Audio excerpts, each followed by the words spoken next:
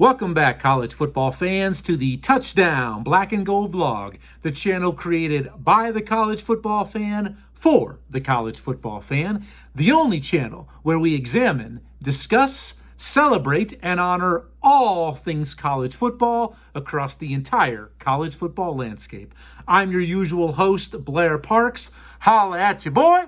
It's a pleasure to be back with you here on the Touchdown Black and Gold vlog for another one of my off-season episodes. And yes, I know, here we are mired in the college football off-season, and it has been a very long off-season, especially for some of us. But have no fear, spring is in the air. Spring practices have begun at most of the college football universities across this great nation. Just yesterday, opening day for Major League Baseball happened across the Pacific Ocean in Japan. Here we are, March Madness has begun, and in a few weeks, the Masters will be teeing off down in Augusta, Georgia. So spring is here, which means college football will be here much sooner than later. Anyway, this is what I've got teed up for you today. I have another one of my top 5 series of off-season episodes. Today, I want to talk a little bit about coaching.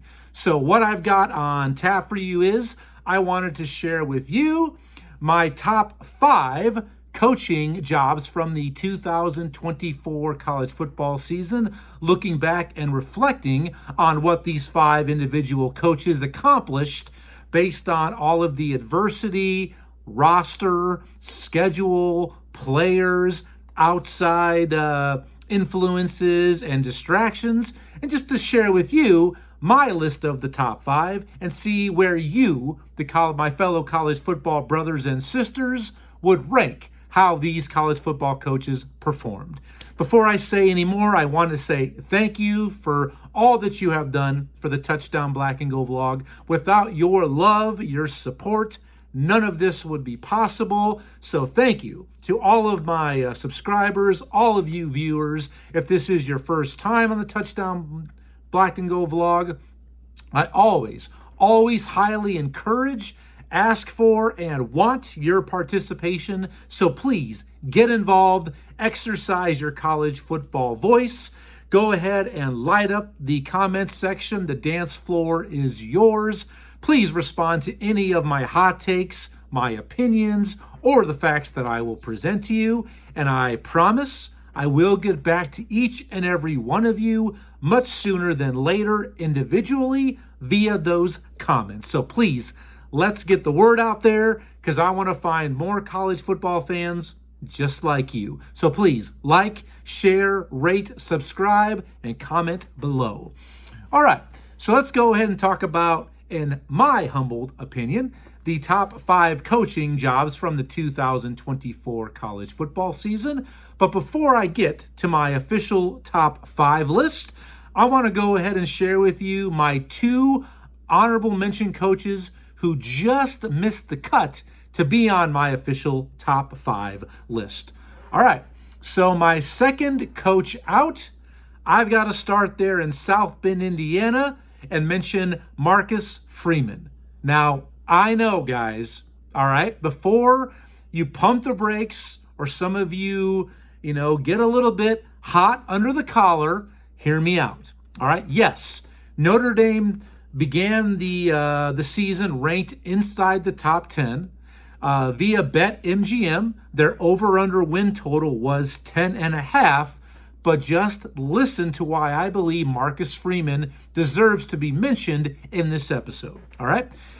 Their regular season record, Notre Dame did go 11-1. They did earn a college football playoff berth and then advanced all the way to the national championship game where they lost to eventual Natty title winner Ohio State. Now, based on my opinion, I believe they have the most difficult road and trek to get to the national championship game in the college football playoff. They dispatched Indiana, Georgia, and Penn State to get to the national championship game. And in doing so, Notre Dame ended up defeating the most ranked opponents last year at the FBS level. Okay? And here's another reason why Marcus Freeman deserves all of the credit, all of the accolades for his coaching performance last season. Week 2, all right? 1 week after winning down in College Station and defeating Texas A&M, what does Notre Dame do as a encore? Most of us know. They lost at home in South Bend in front of Touchdown Jesus to the mighty Northern Illinois University Huskies.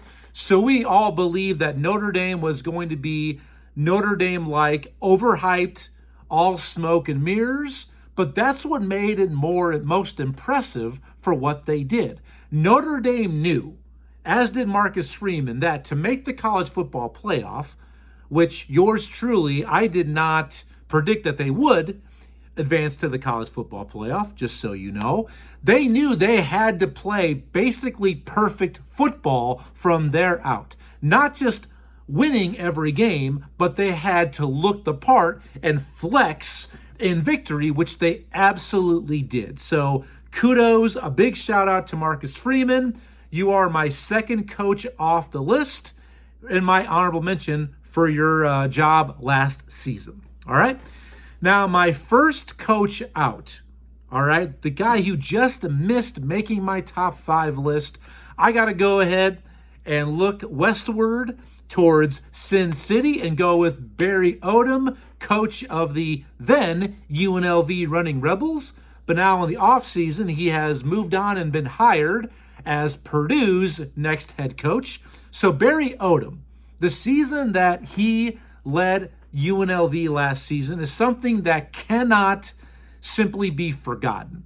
I know last year the darling of the group of 5 was Boise State, and deservedly so, but I think a lot of people they just really forgot or never really identified just how good of a season UNLV had. All right? Now, preseason via BetMGM, they were pegged at 7.5 victories was their over-under win total. In the regular season, UNLV went 10-2, and then they did in the bowl season. They did get a victory. Their final record was 11-3. They picked up a third loss in the Mountain West Championship game versus Boise State. So pause there and just of their 3 losses, last year, 2 of those losses came straight up against college football playoff participant Boise State, but both of those games were 1-score finals. So it's not like Boise State ran away from UNLV. All right, they didn't.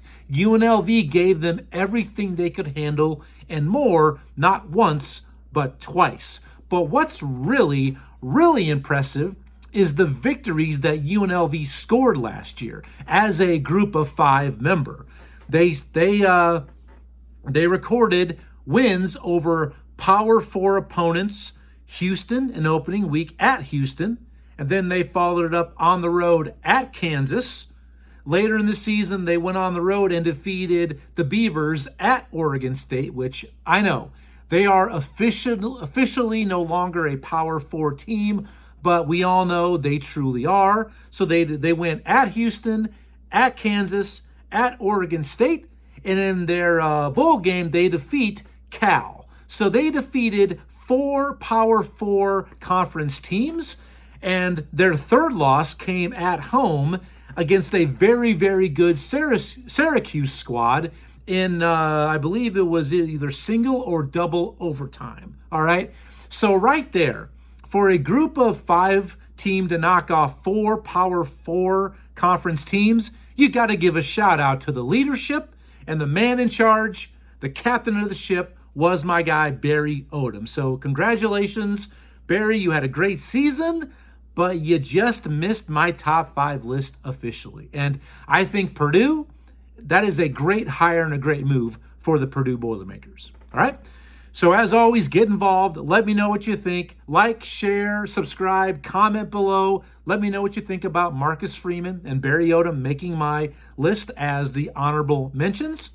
So now let's move on to my official top 5 list of the best coaching jobs from 2024. And I really think that some of these are going to surprise you. Okay?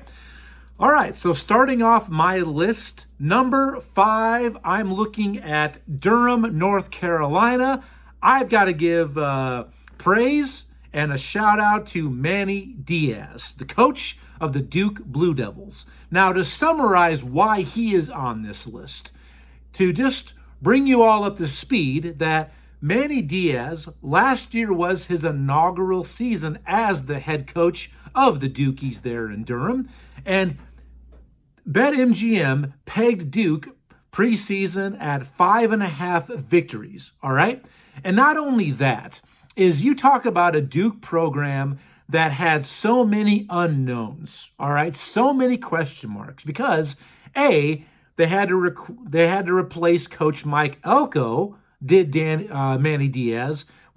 As you know, Mike Elko moved on to Texas A&M to take the head coaching job at that university, but also they had to replace stud starting quarterback Riley Leonard, who transferred in the offseason to Notre Dame and helped them make their run to the national championship game. All right, so there were a lot of variables going against Manny Diaz and the Duke Blue Devils, but this is what he ended up doing. All right, overall, Duke went 9-3 in the regular season. They did lose their bowl game. They got a little bit taken out behind the woodshed against Ole Miss, but still, what a great first season for Manny Diaz at Duke. I mean, against all odds, I did not see this one coming. Manny Diaz, to me, I thought he was just a little bit too much defensive-minded because he is a D coordinator by trade, but what a great first year. All right. And one of those 3 losses in the regular season, they took SMU at home in Durham to, I believe, double overtime. So right there could have been SMU's season if Duke could have held on and knocked off the Mustangs at home. All right. So what a great coaching job by Manny Diaz. I mean, 5.5 victories are what you're pegged at, and you get to 9, knocking on the door of double digits. What a great job for Coach Diaz. All right. Moving on, number 4, kind of a coaching job that got lost, especially within the Big 12 conference. I got to give a shout out. Let's move now to Provo, Utah, and my guy, Kalani Sitake, head coach of the BYU Cougars, because this is what they were looking at. All right, BYU 2 seasons ago, rough start their inaugural season in the Big 12. They lost a lot of production. Things were looking very bleak for Kalani Sitake and the BYU Cougars overall. Yours truly, in my bold predictions episode, I predicted that Kalani Sitake would have a very, very rough go of it last season and find himself be fired at the end of the year, but he absolutely proved me wrong. BYU, preseason, they were predicted, their line via BetMGM was 4.5 victories over and under. Regular season, they went 10-2. They went 11-2 overall with their bowl victory against fellow Big 12 member Colorado and Coach Prime and those boys. So what a great season for BYU. A great comeback response season when they needed a lot. I mean, I thought this program was trending way down in the wrong direction, but I love when people make me look like a fool. I mean, I don't have any pride issues left, people. My wife has done her job very well, so it's okay. I can admit when I was wrong, and this was an absolute, direct miss on my part, an epic fail, not seeing where BYU and Coach Sitake, what they were going to accomplish last season. All right. So let's go ahead and move on now. And also, too, they were 1 victory short, or I should say 1 loss short also, 1 victory short of making the Big 12 title game. I mean, what a great year they had, all right, with all of that unproven and unexperienced players on that roster. And I'm really, really very bullish on BYU this upcoming season. I'm telling you that right now. All right. So once again, let me know what you think about number 5, Manny Diaz on my list, and number 4, Kalani Sitake. Moving on, number 3 on my top 5 list of the best coaching jobs of 2024. I got to give the biggest shout out and a fellow salute to Coach Jeff Monken there at West Point, New York, head football coach of the Army Black Knights. I mean, what a great year Army had. I mean, normally I would have probably put Jeff Monken and Army number 1 overall, because here's why. When you think about and talk about this brand new era, this brave new world of college football with the NIL, transfer portal, and how that really affects these programs, and we've seen the rise of teams on the outskirts and maybe the weakening of top tier teams because of that disbursement of talent. And also, hey, what can donors and friends of the program help provide monetarily to basically reward and talk players into coming to their schools? That Army and the other service academies, they can't utilize the transfer portal or the NIL marketplace like everybody else can. They just can't and don't do that. But yet, this is what they did. Let's start off what they were expected to do, first of all, to kind of summarize and bring you up to speed on Army. This was Army's inaugural season as a member of the American Athletic Conference. They were pegged preseason. Over-under win total was 5.5 via BetMGM. And this is what they did. They went 10-2 overall. Well, 10-2 in the regular season, 12-2 overall. And accomplishing that, not only did they win the American Athletic Conference Championship, but they went a perfect 8-0 in the regular season. I mean, what a great story Army and that triple option did. In the AAC conference title game, they defeated a very, very good and I believe ranked at the time Tulane squad to capture the AAC title trophy. And they also then went on and defeated Louisiana Tech in their bowl game inside the state of Louisiana in Shreveport. What a great season. I mean, I cannot tell you how proud I am as a football fan and as an American, how proud I was of Army and Navy this past season. So Jeff Monken, you deserve a big-time shout-out and a salute. We are proud of you, as we all are of all of our servicemen and women, past, present, and the future. So great coaching job by Jeff Monken. Great season for his Army Black Knights. All right, so let me know what you think about Jeff Monken being number 3 on my list. Moving on to number 2 on my list of the top 5 coaching jobs and performances of 2024. Whew, this was tough. All right, this individual could very easily have been number 1 on my list, but here's the reasons why he had to be slotted number 2. I'm looking out west into the desert at Tempe. I'm talking about Coach Kenny Dillingham of the Arizona State Sun Devils. I mean, what a great season. I mean, an epic season for the Sun Devils and Sparky, one of my favorite mascots in all the land. Sparky's out there forking people, fork you, fork us. I love Sparky. I mean, he's one of the best. But let me bring you up to speed and go ahead and summarize what was expected of Coach Dillingham and his squad preseason. They were pegged at 4.5 victories over and under. Not only that, but they were picked to finish dead last in the Big 12 this season. Because, and I understand it, because this was also their inaugural season as a member of the Big 12, as a Big 12 conference participant. And I think we all know what they did. They only went in the regular season 10-2, 11-3 overall. They did earn a college football playoff berth, and also earned a first-round bye. They defeated Iowa State, the team that I predicted would win the Big 12, and a lot of people thought I was a Looney Tune for predicting that, but I was this close. So they did defeat Iowa State to claim the Big 12 Conference Tournament.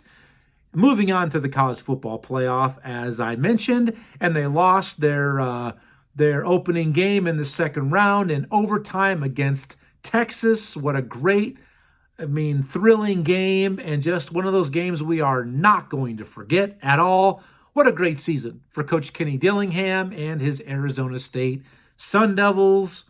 Gosh, it's one of those things I never saw that coming. So many of these teams that we kind of figured would have a little bit of a rough go of it, especially their inaugural seasons, and many of these Power Four conferences or a Group of Five got it done.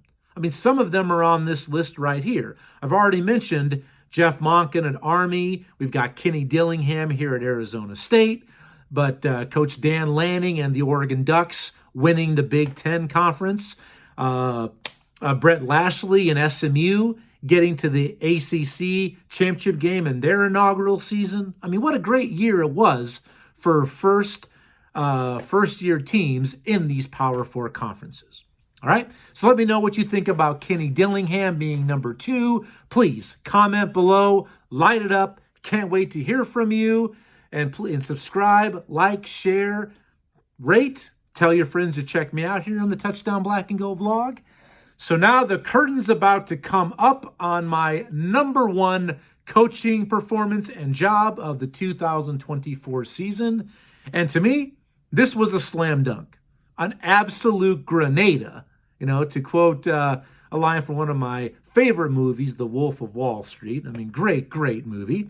That it had to to Curt Cignetti and his Indiana Hoosiers. He was the coach of the year, and he has to be number one on my list. Here's why, okay?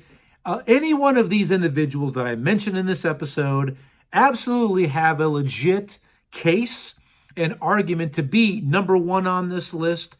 But remember, this is Indiana football we're talking about here, all right? Not Indiana basketball. This is an Indiana football program that is known for the worst. They have the most losses in all of college football in the history of our sport. But this is what they did this season. They were predicted under Coach Curt Cignetti's first year as head man at Indiana. Their over-under win total was pegged at 5.5. And in my bold predictions episode, I told you all to take the over, but never did I see it coming to this sort of level and this fruition. We all know he's a good coach. He's had great success at his previous stop out there at James Madison as the head man of the Dukes. But his first year as head man of the Indiana Hoosiers, Indiana goes 11-1 in the regular season and 11-2 overall. They did earn a college football playoff berth as an at-large. They opened their first round at Notre Dame with a loss. They didn't make it very competitive in the fourth quarter. So of their two losses, actually their only two losses, the two losses that Indiana suffered were to Notre Dame and Ohio State, which, if I have to remind you, those were the two teams who played for the national championship. All right. So a lot of people were down and out on Indiana about, they don't deserve a college football playoff berth. They haven't defeated anyone. Their strength of schedule, yada, yada, yada. But those two losses speak for themselves. Okay. When this SEC school or that SEC school, blah, blah, blah, crying aloud about Indiana doesn't belong, one of us do. But here's another log to throw on the fire, that the last team to beat the University of Michigan Wolverines was Indiana. That is the same Michigan team that went on the road in last year's edition of The Game and knocked off Ohio State in Columbus. And then in their bowl game, knocked off mighty Alabama as a 21-point underdog. All right? So I don't want to hear it. I've already said this and mentioned this in previous episodes. The College Football Playoff Committee got it right. The 12 best and most deserving teams, because you have to factor in both of those, got into last year's inaugural 12-team playoff. They got it right. Okay? So because of that, I mean, just an epic year, a historic year, a year that will live on forever in the memory of Indiana fans and college football fans. I mean, a year that had so many great stories. And all of the teams and coaches that I mentioned in this episode are in that conversation.